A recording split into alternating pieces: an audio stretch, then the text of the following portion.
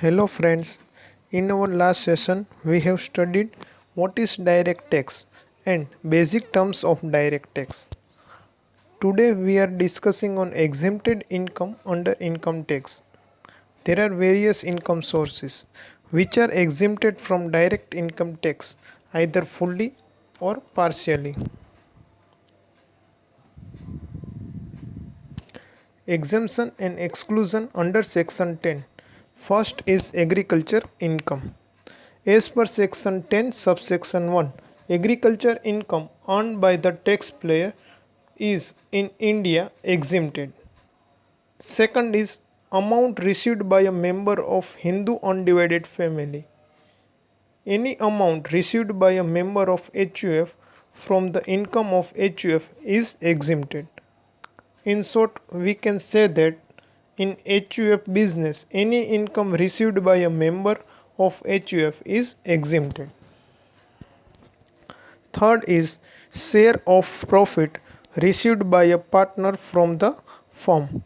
As per section 10 subsection 2a, share of profit received by a partner from a firm is exempted from the tax. The exemption is limited to only a share of profit. It does not apply to interest on capital and remuneration received by the firm. It is same as HUF. Difference is only one, is HUF a family member share profit, while in partnership firm all the partners share profit and it is tax free. But the main difference is it does not apply to interest on capital which partner invested, and any remuneration paid by the firm to the partners are liable to pay tax on such a income. Fourth is leave travel concession in India. Any employee can claim a exemption under section 10 subsection 5 in respect of leave travel a concession. Exemption under this section is available to all employees. Exemption is available in respect of value of travel concession from his employer for himself as well as his family members. It means employee gets LTC benefit from employer for traveling in India and this amount is exempted from tax. Fifth is pension. Section 10 subsection 10a. Any computed pension, for example accumulated pensions in lieu of monthly pension received by a government employee is exempt from tax. Exemption is available only in respect of computed pension and not in respect of uncomputed. For example, monthly pension. Exemption in respect of commuted pension in case of non-government employee. In short, government employee gets a pension amount at the time of retirement. If pension amount is received fully at a single time, then it is exempted from tax. But if pension gets monthly, then it is taxable. Leave salary. Section 10 subsection 10 AA. As per section 10 subsection 10 AA, leave encashment by a government employee at the time of retirement is exempt from tax. In the hands of non-government employee, the exemption will be the list of the following. Means there are 4 conditions. Among them, the least amount is exempted from the tax for a non-government employee. The first criteria is period of earned leave standing to the credit of the employee's amount in the time of retirement multiplied by average monthly salary. Second is 10-month average salary. Third is maximum 3 lakh amount. And fourth is leave encashment actually received at the time of retirement.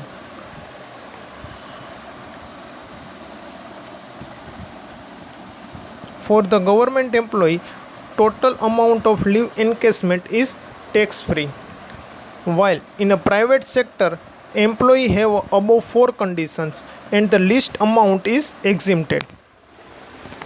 Next is payment at the time of voluntary retirement. As per section 10 subsection 10C, any compensation received at the time of voluntary retirement or termination of a service is exempted from tax. But there are some conditions must be satisfied. First is compensation received at the time of VRS or termination. Second, compensation is received by employee of an undertaking. Third is compensation is received in accordance with a VRS scheme. Fourth, where exemption is allowed to an employee under section 10 subsection 10C for any assessment year, no exemption under this section shall be allowed to him for any assessment year. There is no any condition for assessment year. In this topic, if employee take voluntary retirement and whatever benefits he get, these are totally tax free. Next is house rent allowance. Section 10 subsection 13A. As per section 10 subsection 13A, read the rule. The exemption in respect of HRA will be lower of the following amounts. There are 3 conditions. Among this amount, the least amount is exempted. First is 50% of salary when residential house is situated in metropolitan city, and if 40% salary if residential house in other city. Second, HRA whatever actually received to the employee. Third, rent paid in excess of 10% salary. Means among 3 conditions, whatever least amount is exempted from the tax to the employee. Next, special allowance. Section 10 subsection 14. Some of the special allowance are exempted from the tax. Transport allowance, convenience allowance, daily allowance, uniform allowance, helper allowance, research allowance, children education allowance, children's hostel expenditure allowance, etc. Now we study in depth. First is children education allowance. It is maximum limit is up to rupees 100 per month per child and maximum 2 child is exempted. Second, hostel expenditure. It is same as children education, but the amount is 300 per month per child and maximum 2 children is exempt. Third, transportation allowance. It means the transport allowance from place of to residence up to rupees 1600 per month, and if employee is blind or physical handicap, then it is 3200. Convenience allowance, traveling allowance, uniform allowance. These allowances are exempt to the extent of expenditure incurred for official purpose. Means whatever expenses incurred above 3, then it is exempted to the tax. Next is interest on securities. Section 10 subsection 15. Some of the following criteria are as following. Section 10 subsection 15(1). Interest premium on redemption or other payment on notified securities, bonds, certificates and deposit, etc. It is applicable to all SSC who gets a exemption benefit. Now, all SSC means individual, HUF, company, etc. Second is section 10 subsection 15(1)(1)(b). Interest on notified capital investment bond prior to 1st June 2002. It is exempted to individual and HUF. Interest on notified relief bond. It is applicable to individual and HUF. Interest received from any public sector company like LIC in respect of the notified bonds or debenture and subject to it's applicable to all SSE. The same is interest on gold deposit bond or interest on gold monetization scheme. It is applicable to all SSE. Next is income of a fund established for welfare of employees. Section 10 subsection 23 triple A. In every organization where 100 employees are working, then there it is compulsory to establish provident fund or any fund which is useful to the employees or his or her dependents. So whatever income is generated from this fund, the amount of income generated from this fund is totally tax free. Next is income of the employer state insurance fund. Section 10 subsection 25A.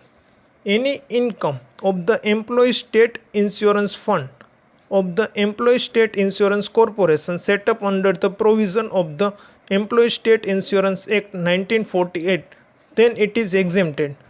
It means any state government, the insurance fund is generated for his employee, and whatever income is generated from this fund is totally tax free. Next is income of a minor child. Under this section, income of a minor child is clubbed to his parents, and the amount maximum get a benefit is two conditions. First is rupees 1500 per minor child, and second is amount of income of each minor child while clubbed to his parent, his or her parents. The least amount among two conditions is exempted from the tax. Now next is income tax exemption on gratuity. Gratuity is a gift made by the employer to his employee in appreciation to his past service rendered by the employee. Gratuity can be either received by the employee himself at the time of his retirement or legal heir at the time of the death of the employee. At present, in government sector, maximum 20 lakh of gratuity exempted from the tax. So today we are discussing different exemption which are get a benefit to the taxpayer for from his income. So I hope you enjoyed this video. For any query, then please comment.